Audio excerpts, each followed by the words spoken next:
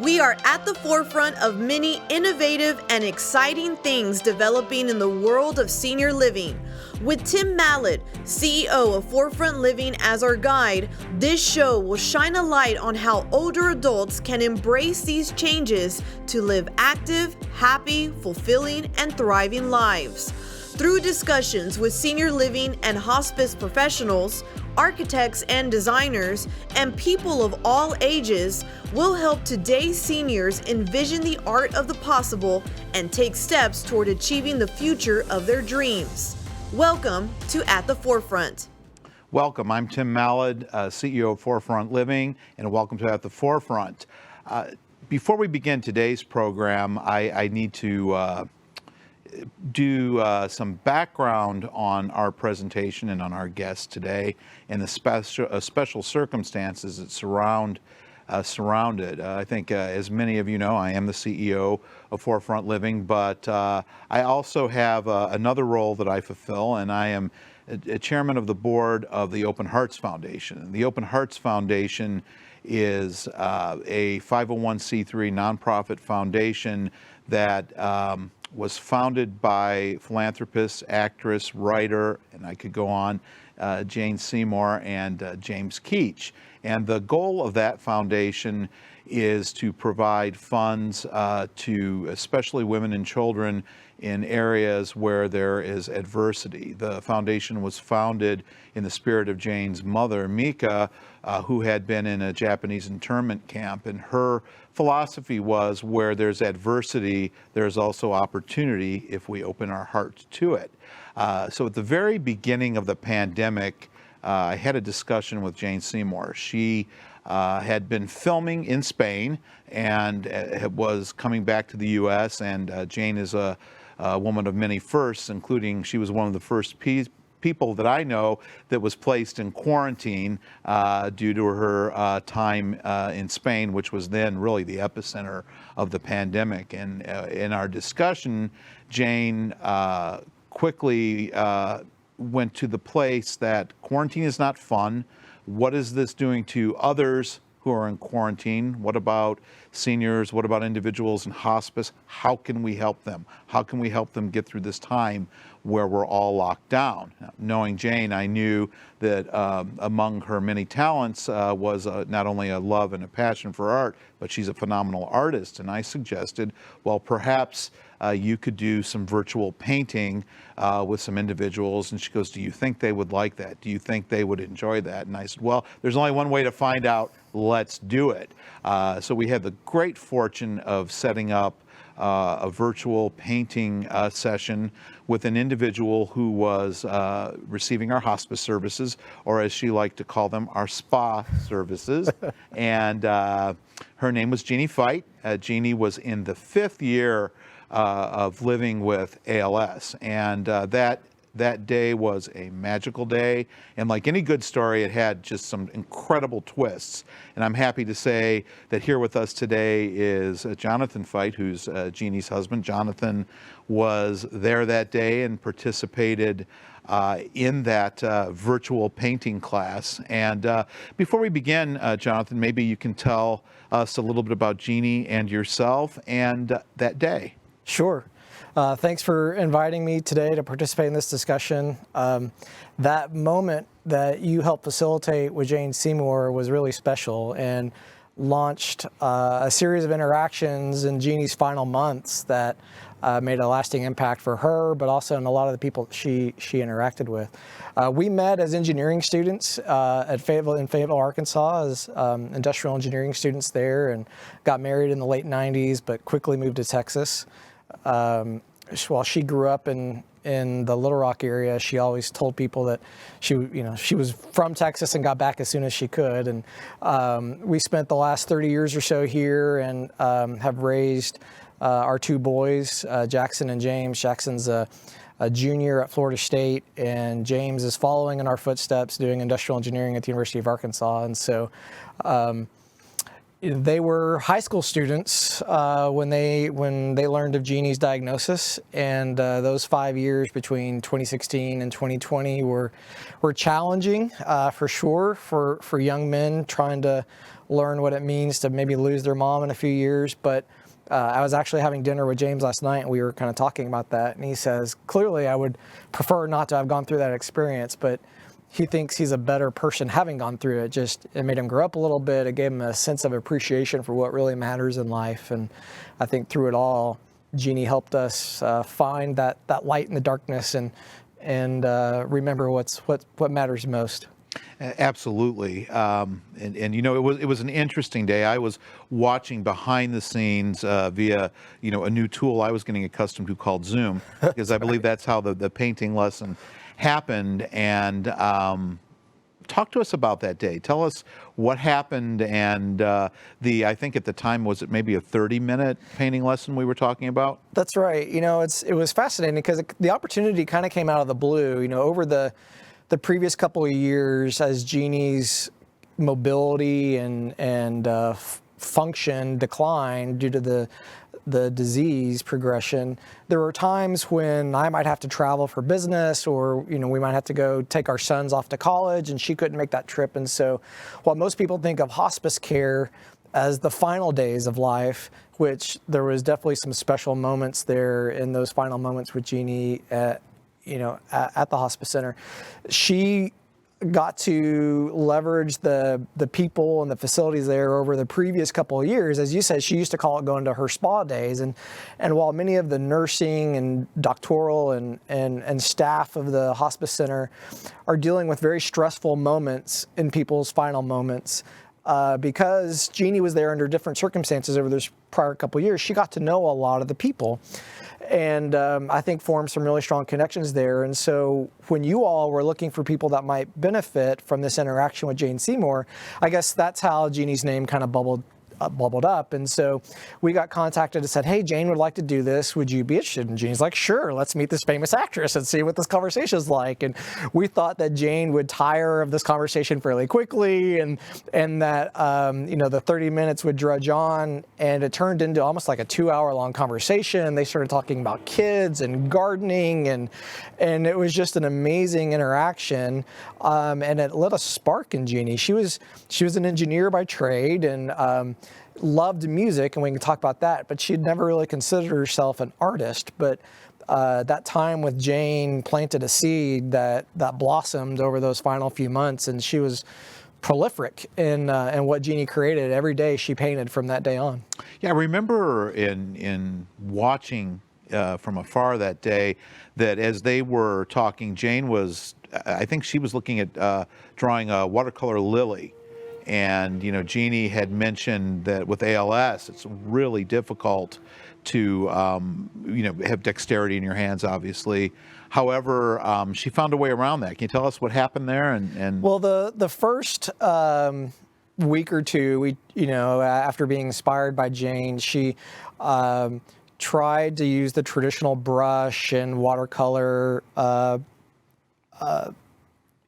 paints, pigments and those types of things. But then Jane suggested that she use these painting pens that Christopher Reeve had kind of discovered. And it's a little bit easier to hold. It provides a wide array of colors. And it was just fascinating. There was kind of wide brush tips and fine brush tips and different colors. And that created a platform. And I think we probably bought 10 or 11 of those sets, because either she would leave the caps off and they dry out, or she would just deplete the yellows because she drew a ton of suns or painted a ton of suns. And so we were always going through yellows and oranges. And but yeah, that tool set that Jane had recommended really became an enabler for her because of her lack of physical dexterity that she had in her hands, but it was an enabler for her paintings. Yeah, I remember, I know Jeannie was on Facebook a lot, and she had some posts, and she had talked about that she got, to do so many special things. And when she was posting about the event with Jane Seymour, and I believe one of her first paintings was at Easter time, because it's around April 1st that we met. She painted a palm. That's right. And she and I had a little bit of a chat on Facebook, and I commissioned a painting from her, and I think she had a little bit of fun with me because I was commissioning art from her. The painting is over your shoulder, and I think when I got it, it was this explosion of color, just this fantastic color, and there were words on it. And I was at first perplexed. What are the words? And someone that I work with explained to me that's a lyric. Those are song lyrics. And in our case, it was Alicia Keys. Can you tell me a little bit about how really the lyrics and music played a role in Jeannie's life, and how she combined that with this art? So music was always a very important part of Jeannie's life. We met, we didn't really meet, but we fell in love dancing, listening to live music in the various venues in Northwest Arkansas and Fayetteville. And she was one of those people where if you heard a song once, she could sing it. Our youngest son, James, I think kind of has some of that talent, but in those last couple of years, one of the things that she posted on Facebook a lot.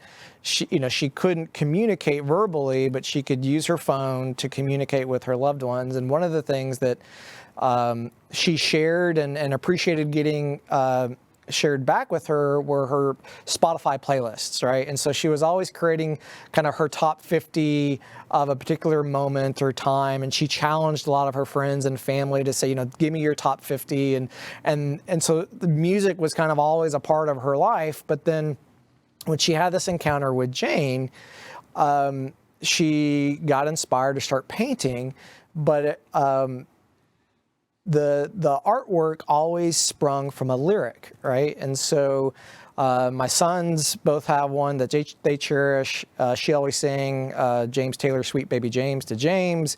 Her mom always sang Summertime to her when she was a child, and so Jeannie sang that to Jackson, our firstborn. And so the paintings that she painted, Jackson and James, have specific artwork, but it's inspired by those lyrics. You talk about the Alicia Keys, the Light in the Darkness, which was an homage to the healthcare workers at that time in New York City that were, being the light in the darkness of COVID.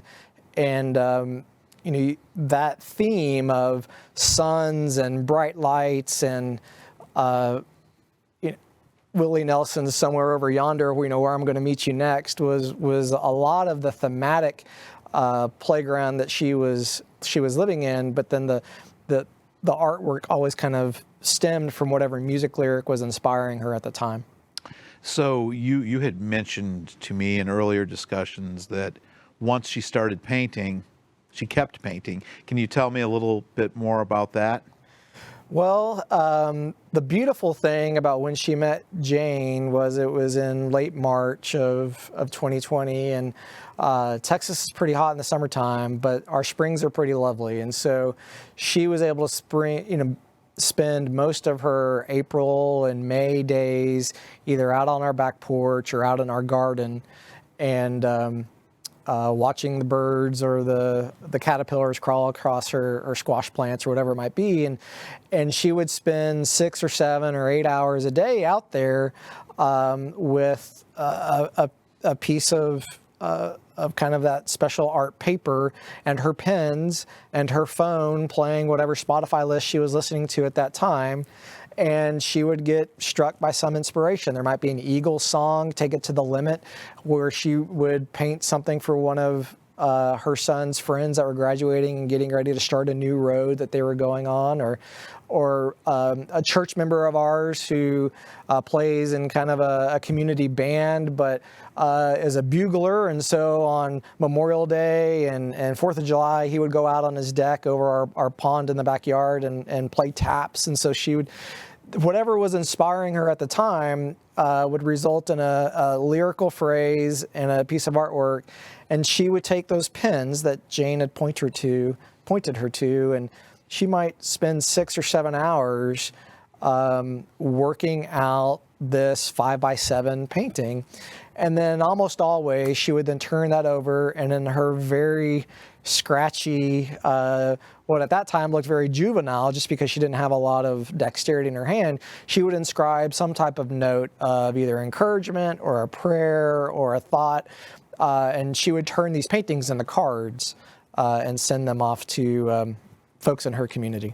Yeah, she sent, and Jane shared with me, a beautiful card with a dandelion on it. And that card, it, just so you know, is very special to Jane Seymour, and it is on her bulletin board in her art studio. Do you recall the card and what it talked about? And well, I don't remember I remember her painting that and sending it off to Jane. I don't remember the exact inscription that she put on it, but I think it was really about just the gift of her time of, because we think Jeannie's special, and I think the people in Jeannie's life think she's special, but Jane's a busy woman, and she's, got a lot of people probably pulling on her time. And so I think she felt honored by the time and the investment that Jane made in her, and it spurred this whole creative outlet of her, of Jeannie's, that she didn't see coming. And she was really thankful for that time.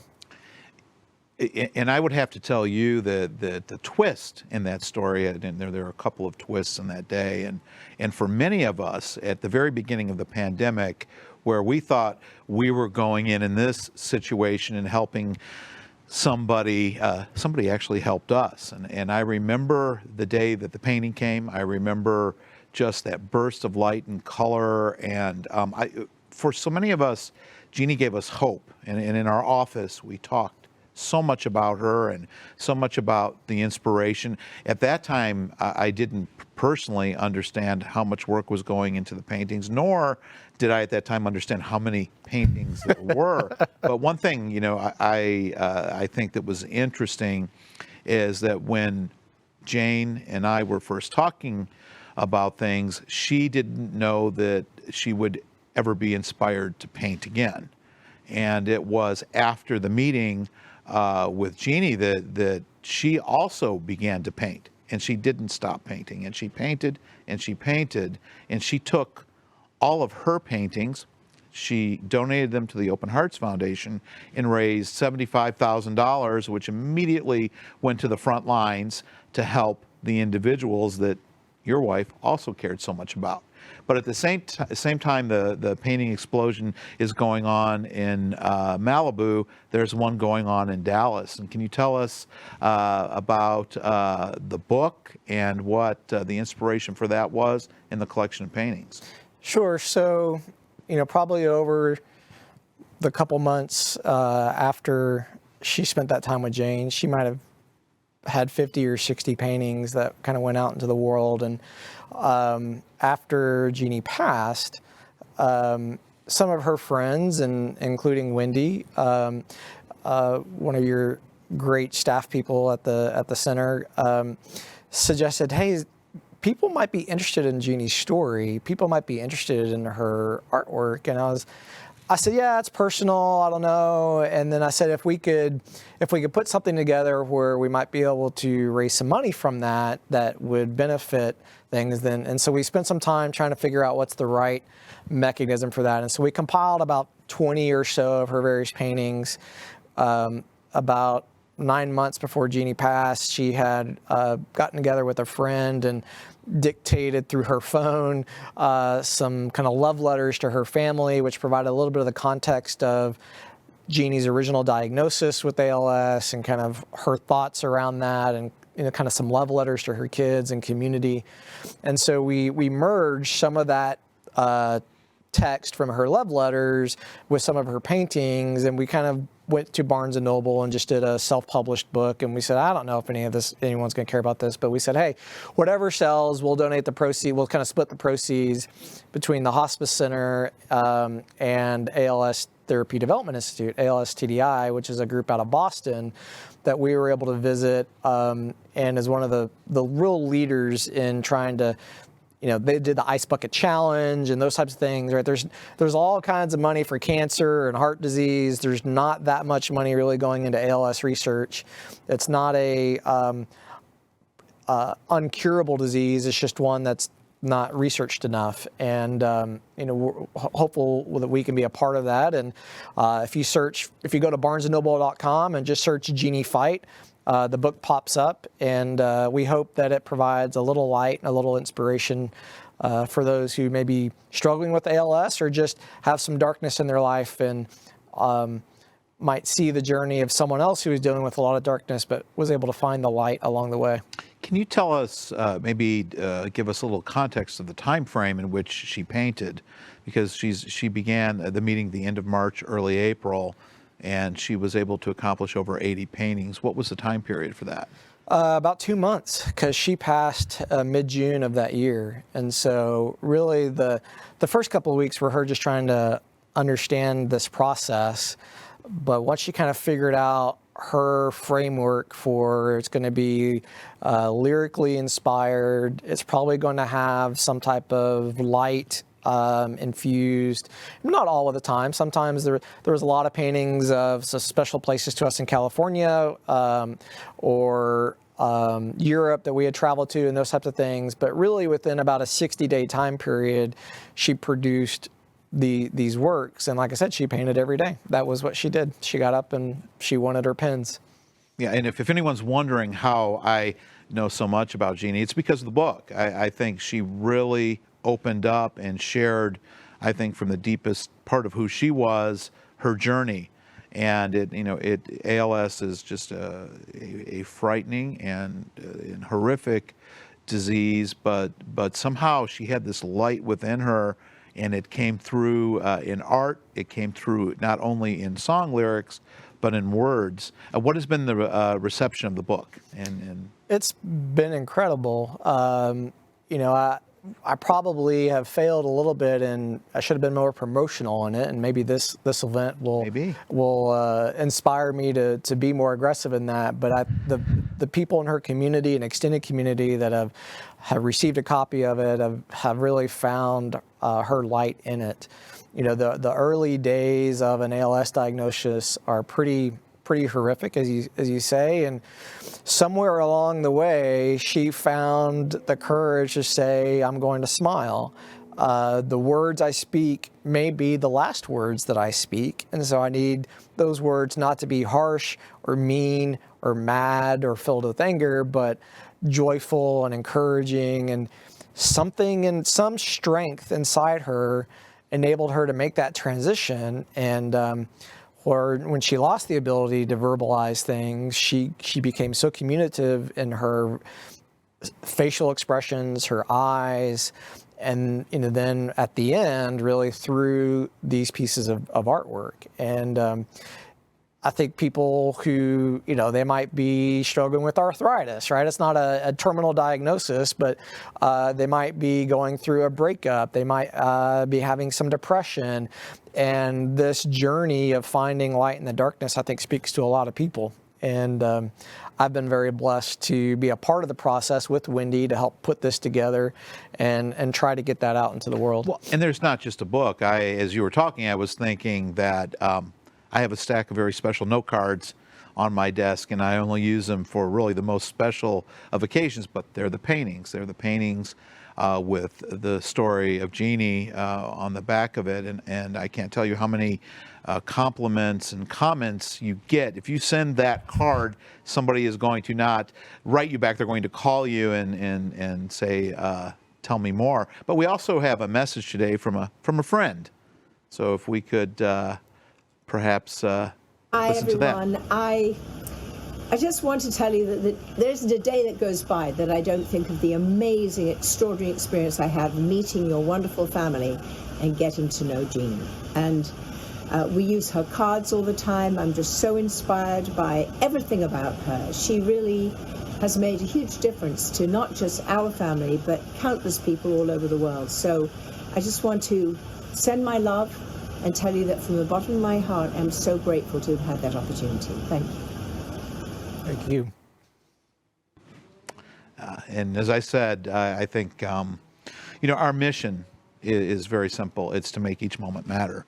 And oftentimes people think that we're doing that to someone, but what we had in this case was an individual that we were serving that made a moment for us, and actually took that moment and made many moments for many of us. And as Jane said, there's rarely a day that goes by that we don't talk about your wife. She is held in the highest of esteem at Forefront Living, and the painting you have behind you is the cornerstone of our Moments Matter wall. So as we walk by, her artwork lives on, and her spirit lives on. So really, from the bottom of my heart and my team, thank you so much for making a moment, or so many moments, matter for all of us. Thank you. And thank you to all of you.